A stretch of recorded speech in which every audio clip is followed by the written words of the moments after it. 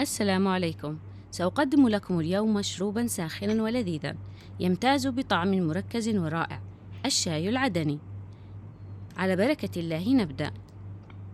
نحتاج إلى ما يعادل 6 أكواب معيارية من الماء. مقدار الكوب الواحد 250 مل. نضعها على النار حتى تسخن قليلا. نضيف 7 ملاعق سكر أو حسب الرغبة. من الجيد أن يكون السكر غير مبالغ فيه حتى لا يطغى على طعم الشاي. أصبح الماء ساخناً. نضيف الآن 5 ملاعق شاي أسود من النوع الممتاز. نضعه على نار متوسطة حتى يبدأ بالغليان. نتركه هكذا ما يقارب 5 دقائق على نار متوسطة.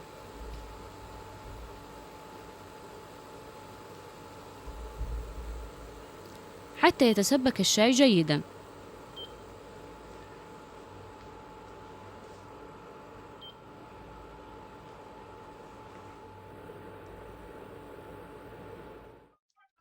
نضيف ملعقتان من الحليب الجاف. سيعطي الشاي نكهة أكثر تركيزاً ويعزز النكهة. يفضل أن يكون الحليب من النوعية الجيدة.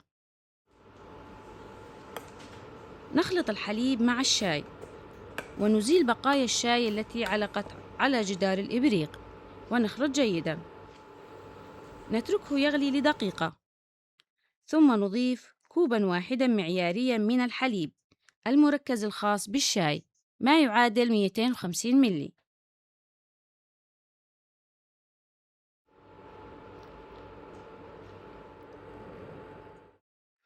نضيف ملعقة من الهيل المطحون ونترك الشاي حتى يغلي مرة أخرى مع الحليب.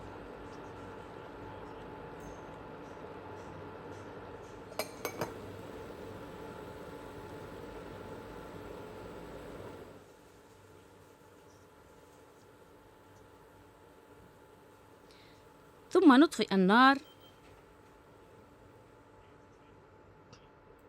لا تبالغ بغلي الشاي حتى يظل الحليب محافظاً على نكهته.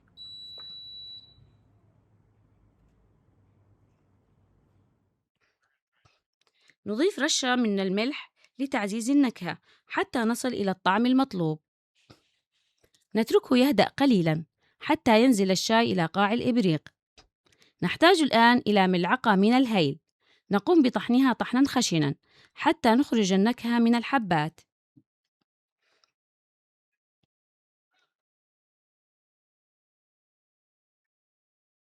نضعها في إبريق التقديم ونقوم بتصفية الشاي بمصفاة حتى نحصل على شاي نقي.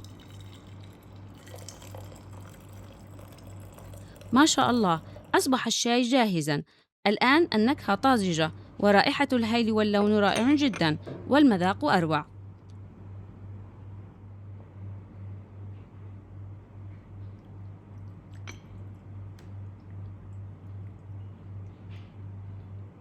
أرجو أن تكون وصفة اليوم إضافة جميلة لمطبخكم. أسعد بتعليقاتكم الطيبة. لا تنسوا الاشتراك وضغط زر الجرس ليصلكم كل جديد. دمتم في رعاية الله.